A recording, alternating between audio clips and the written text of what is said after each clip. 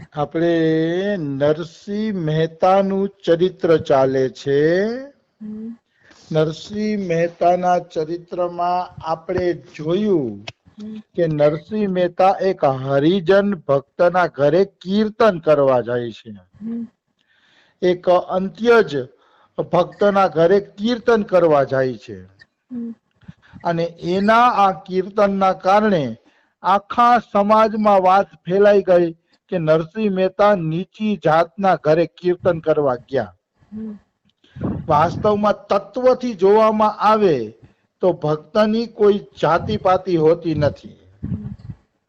જે વ્યક્તિ પવિત્રતાપૂર્વક જીવન જીવે એ નીચી જાતિનો હોય તો પણ વંદનીય છે, પૂજનીય છે, પણ એનું જીવન પવિત્ર જરૂર હોવું જોઈએ. પવિત્ર જીવનનો હોય, ભગવાનની ભક્તિનો હોય અને ભગવાનથી વિમુખ હોય તો બધું નકામું છે. આવી વાત છે. તો નરસિંહ મહેતા એટલે પેલા ભાઈના ઘરે કીર્તન કરવા ગયા હતા, કારણ કે એ ભક્ત હતા અને નરસિંહ મહેતાના કીર્તનમાં રોજે રોજ આવતા હતા એ ભાઈ. એટલે નરસિંહ મહેતા એના કીર્તનની અંદર ગયા. તો સમાજમાં હોબાળો મચી ગયો, કારણ કે સમાજવાળાને તો આવું જ જોતું હોય. એટલે સમાજમાં એક હોબાળો મચી ગયો અને બધા લોકોએ આને અનુચિત માન્યું કે નરસિંહ મહેતાએ આ ઠીક નથી કર્યું. નરસિંહ મહેતાએ આ સારું નથી કર્યું કે આ રીતે એને કીર્તન કર્યા. હવે તો કે કળિયુગ આવી ગયો છે, બધા આવા નીચી જાતિના ઘરે કીર્તન કરવા જશે તો ધર્મ કર્મ કેવી રીતે બચશે? કે ધર્મ કર્મ નો લોપ થઈ જશે. જાતિવાળા આવું બધું બોલવા માંડ્યા. તો આવું બોલવા માંડ્યા ને એટલે નરસિંહ મહેતાને તો આની કઈ ખબર હતી નહીં કે જાતિવાળા બધા ઉકળી ઉઠ્યા છે. નરસિંહને એમાં કઈ ધ્યાન દેવાની ચિંતા પણ હતી નહીં ત્યારે. એક માણસ હારો હતો. એ હારા માણસે કીધું ભાઈ નરસિંહ મહેતા કીર્તન જ કરવા ગયા હતા અને આંગણામાં તુલસી ક્યારે બેસીને એને કીર્તન કર્યા હતા. એને અહીંયા કઈ જમવાનું નથી કર્યું, કઈ ખાધું પીધું નથી. એને નરસિંહ મહેતા ભ્રષ્ટ નથી થયા, પણ જે વિરોધી હતા એ વિરોધી આ વાતને માનવા તૈયાર હતા નહીં. વિરોધી લોકોને તો વિરોધ જ કરવો છે, પછી ક્યાંથી આ વાતને માનવા તૈયાર થઈ જાય? એટલે વિરોધી લોકો એ વાતને માનવા તૈયાર નહોતા. અંતે બધા વિરોધી લોકોએ નક્કી કર્યું કે નરસિંહ મહેતાને નાતની બારે કરો. મને મોરારી બાપુના વાક્ય બહુ જ ગમે છે. નરસિંહ મહેતાને નાતની બારે એટલે કર્યો કે ભગવાન એમ કહે છે કે તારે નાગર નાતનું જ કલ્યાણ નથી કરવાનું, તારે આખા જગતનું કલ્યાણ કરવાનું છે. અને નાતની બારે નીકળતું, નાતની બારે નીકળ. એટલે ભગવાને નરસિંહ મહેતાને નાત બારે કર્યા. આવી વસ્તુ છે. તો નરસિંહ મહેતાને નાત બાર કરે છે, પણ મજાની વાત એ છે કે નરસિંહને ખબર નથી કે હું નાતની બારે થઈ ગયો છું. નરસિંહને ક્યાં પરવા હતી કે આવી બધી વસ્તુમાં એ ધ્યાન દે. એટલે નરસિંહ મહેતાએ તો કઈ સાંભળ્યું નહીં, કઈ માયના નહીં, કઈ નહીં. લગભગ 15-20 દી પછી નરસિંહ મહેતાને ખબર પડી કે આ લોકોએ તો મને નાતની બારે કરી દીધો છે. પણ નરસિંહ મહેતાની એના ઉપર કોઈ અસર પડતી નથી. નરસિંહ મહેતા એના વિશે કઈ ધ્યાન આપતા નથી, બિલકુલ ધ્યાન આપતા નથી. એ તો પોતાના ભજનમાં મસ્ત છે, પોતાના કીર્તનમાં મસ્ત છે, પોતાના ભક્તિ ભાવમાં મસ્ત છે નરસિંહ મહેતા. તો મારા ઠાકુરને આ ન ગમ્યું કે નરસિંહ મહેતાને નાત બારા કરવામાં આવ્યા. મારા ભગવાનને ન ગમ્યું કે નરસિંહ મહેતાને નાત બારા કરવામાં આવ્યા છે. એ મારા ભગવાનને ન ગમ્યું ને એટલે ભગવાને એક લીલા રચી. ભગવાન હંમેશા ભક્તોની મહિમા વધારવા માટે લીલાની રચના કરે છે. નિશ્ચિત લીલાની રચના કરે છે, એમાં કોઈ એટલે કોઈ શંકા નથી. દિવ્ય લીલાઓ કરે છે અને ભક્તની મહિમા વધારે છે ભગવાન. તો ભગવાનને નરસિંહ મહેતાનું અપમાન સહન ન થયું એટલે ભગવાને એવી લીલા કરી કે થોડાક દિવસ પછી જૂનાગઢમાં કૃષ્ણરાય કરીને એક નાગર જાતિના બ્રાહ્મણ રહેતા હતા. એ કૃષ્ણરાયની માતાનો ભંડારો આવ્યો. એના મા ધામ પધારી ગયા હતા કૃષ્ણરાયના, એની માતાનો ભંડારો આવ્યો એટલે આખી નાગર જાતિને જમવાનું નિમંત્રણ હતું અને આખી નાગર જાતિ જમવા માટે આવી હતી. બાળકોથી લઈને વૃદ્ધ સુધી બધા લોકો ત્યાં જમવા માટે આવ્યા હતા. હવે બધા લોકો જમવા બેઠા ને તો મજાની વાત એ છે કે જે જમવા બેઠા હતા ને એને બે માણસોની વચ્ચે એક નરસિંહ મહેતા દેખાતા હતા. બે માણસોની વચ્ચે ભંગી દેખાતા હતા. સોરી, નરસિંહ મહેતા નહીં, ભંગી અંતે જ દેખાતા હતા. તો બધા ક્યારે અરે ઉઠો ઉઠો, આપણે આ પંક્તિમાં ભોજન નહીં લઈ. આમાં તો કે ભંગીને પણ નિમંત્રણ છે, નીચી જાતિ વાળાને નિમંત્રણ છે. તો પીરસવાળા કે બેહી જાવ, તમે બધા નાગરના બ્રાહ્મણો જ છો, અહીંયા કોઈ ભંગી નથી. ઓલા કે પણ અમને તો દેખાય છે કે અમારી વચ્ચે બેઠા છે ભંગી કે. આવી રીતે અહીંયા હોબાળો મચી ગયો ચારે તરફ એમ.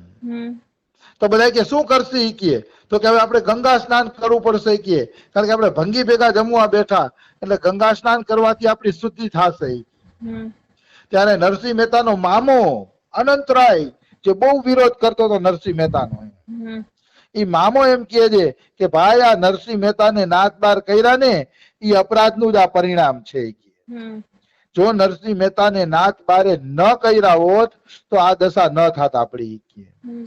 એટલે આપણે બધા હવે નરસિંહ મહેતાની માફી માંગીએ અને નરસિંહ મહેતાને અહીંયા ભોજન જમાડીએ તો જ આ અપરાધમાંથી મુક્તિ થશે અને તો જ આપણે જે આ બધું દેખાય છે ને એ દેખાતું બંધ થશે.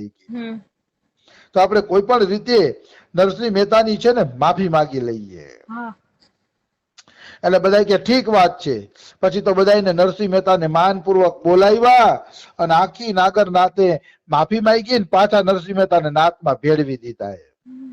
ભક્તને કોઈ પાસે ગીડગીડાવવું પડતું નથી, ભક્તને કોઈ પાસે હાથ જોડવા પડતા નથી. ભગવાન એવી લીલા કરે છે કે ભક્તની સામે બધાય ઝૂકી જાય છે, નિશ્ચિત ઝૂકી જાય છે, એમાં કોઈ શંકા નથી. ભક્ત અને ભક્ત ઈ જ છે કે આસક્તિ છોડવાથી તો એનો સત્સંગ ચાલુ થતો હોય. નરસિંહ મહેતાને નાત બાર કર્યા ને તોય એને ખબર નહોતી. એને કહેવાય ભજન કર્યું. વૈરાગ્ય વગરનો સત્સંગ અધૂરો છે. વૈરાગ્યની વાત તો આવવી જ જોઈએ, કારણ કે સંસારમાં આપણું કઈ છે જ નહીં, આપણે કઈ લઈ જ નથી જવાના. તો પછી વૈરાગ્યની વાત વગર સત્સંગ થોડો છે. ઈશ્વર પ્રાપ્તિની જ વાત આવવી જોઈએ કે કોઈ પણ રીતે જીવને ઈશ્વર પ્રાપ્તિ થવી જોઈએ. એના વગર બધું અધૂરું છે. એટલે નરસિંહ મહેતાની બધાએ માફી માંગી તો નરસિંહ મહેતાને તો નફરત કરી હતી તોય કઈ મતલબ હતો નહીં. હવે માન સન્માન કર્યું તોય એને કઈ મતલબ હતો નહીં.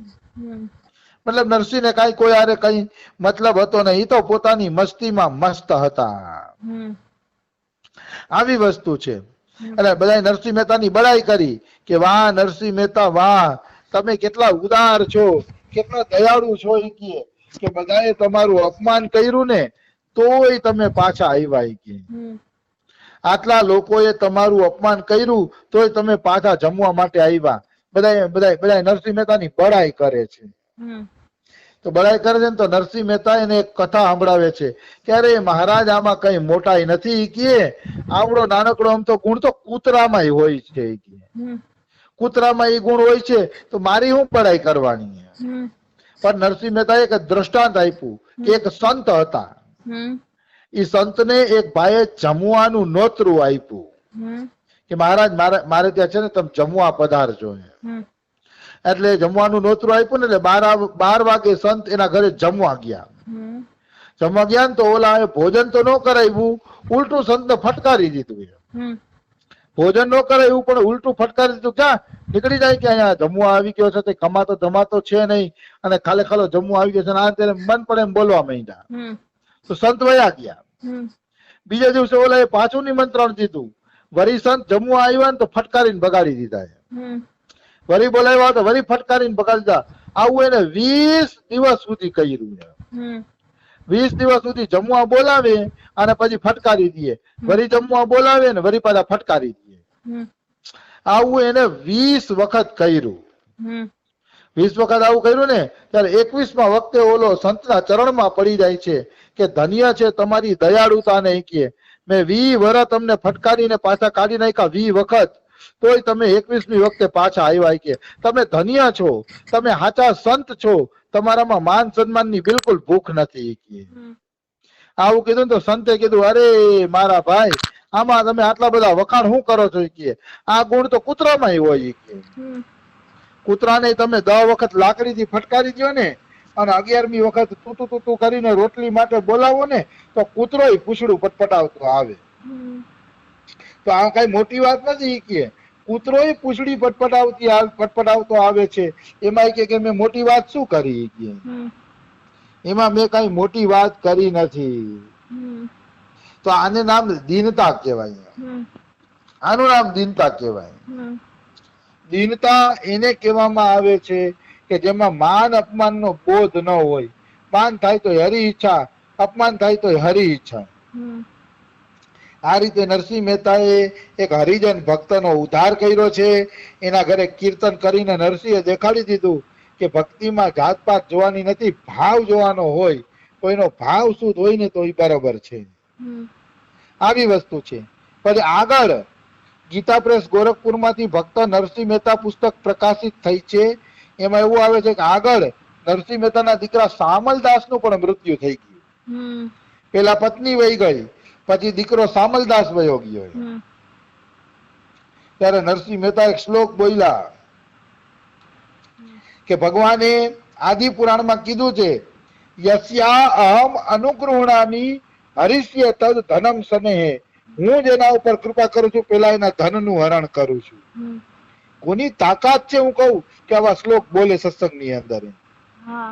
કોની તાકાત છે કે કેવળ નિષ્કામ ભક્ત હોય કે જેને ભગવત પ્રાપ્તિ કરાવવાનું લક્ષ્ય હોય ને એ જ આવા વાક્ય બોલી શકે. હા, ચોખ્ખું લખ્યું છે. ભગવાન આદિ પુરાણમાં કૃષ્ણ ભગવાન અર્જુન ને કહે છે કે હું જેના ઉપર કૃપા કરું છું ને એને ધનવાન નથી થવા દેતો. એનું ધન હું હરણ કરી લઉં છું, રોટલા ખાતો જ રહીએ છે. અને કરોમી બંધુ વિચ્છેદમ, એના બંધુ બાંધવોથી વિચ્છેદ કરાવી દઉં છું. અને સચક કષ્ટે એને જીવતી, પછી કષ્ટપૂર્વક જીવે છે, એને વૈરાગ્ય આવે છે અને પછી મારી પાસે આવે છે. આવું કહેવાની કોની હિંમત છે?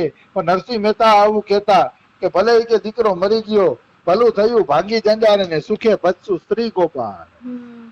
આમ જોઈ તો આવવાના છે, જવાના જ છે, તો કોનો શોક અને મોહ આપણે કરવો? અહીંયા હું લાગણી રાખવાની વાત ના નથી કરતો. લાગણી રાખો, સેવા કરો, જે કરો ઈ, પણ પરિણામ આવે તો પરિણામમાં નિર્લેપ થઈ જાવ. કારણ કે ઈશ્વર જે કરે છે એમ જ થાય છે. આપણું કઈ હાલતું નથી. જયારે આપણું કઈ હાલતું જ નથી તો પરિણામ માટે રોવાનું શું હોય? પરિણામ માટે ક્યારેય રડો નહીં. હા, કર્મ ખૂબ કરો, સેવા બધાની ખૂબ કરો. આવી વસ્તુ છે. સેવા કરવામાં પાછી પાની નહીં કરવાની. પછી માતા પિતા હોય, પતિ પુત્ર પરિવાર કોઈ પણ હોય, સેવા પરિણામમાં પ્રસન્ન રહેવું જોઈએ. ઓલા એક સંત નું ઉદાહરણ આવે છે ને, તો કે એને 25 ગાયો આપી કે હારું ગાયું આપી કે દૂધ ખાસી. અને પછી 25 ગાયું પાછા લઈ ગયા ને તો એ સંત એમ બોલે છે, હારું થયું પોદડા કરતી ગઈ પોદડા કરતી હતી ને આપણે સાફ કરવા પડતા. એટલે બધી પરિસ્થિતિમાં પ્રસન્ન. એમ સંત એને જ કીધો છે કે બધી પરિસ્થિતિમાં પ્રસન્ન રહીએ, સેવા બધાની દિલથી કરે, પરિણામમાં એને માન મળે તોય ભલે, અપમાન મળે તોય ભલે, એ પ્રસન્ન રહીએ. આવી વસ્તુ છે. પછી જે કઈ થવાનું છે તો ઈશ્વરની ઈચ્છાથી જ થવાનું છે. હોય ઈ સોઈ જો રામ રચી રાખા, કો કરી તર્ક બળાવે શાખા. જે કઈ રામે રચી રાખ્યું છે એ જ થવાનું છે. એમાં તર્ક કરીને કઈ શાખા બળાવવાની જરૂર નથી કે આમ કરીએ તો આમ કરીએ તો આમ કરીએ તો એવું વિચારવાની જરૂર નથી. ભગવાન કરે એમ જ થાય છે. આપણા વિચાર ત્યાં ચાલતા નથી.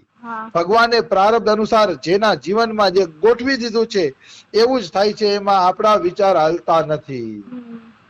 પછી મનુષ્ય બિચારો પોતાની રીતે વિચાર કરતો હોય પણ એવું કઈ હાલતું નથી. ઈશ્વરની ઈચ્છાથી જ બધું થાય છે. તો નરસિંહ મહેતાના જીવનમાં કાલે એક પ્રસંગ બાકી છે ને 2 પદ. કદાચ કાલે નરસિંહ મહેતાનું ચરિત્ર પૂર્ણાહુતિ પામી જશે, વિશ્રામ લેશે, પછી આપણે બીજું આગળ કઈક વધારશું. રાધે રાધે, જય સિયારામ. રાધે રાધે, જય સિયારામ, જય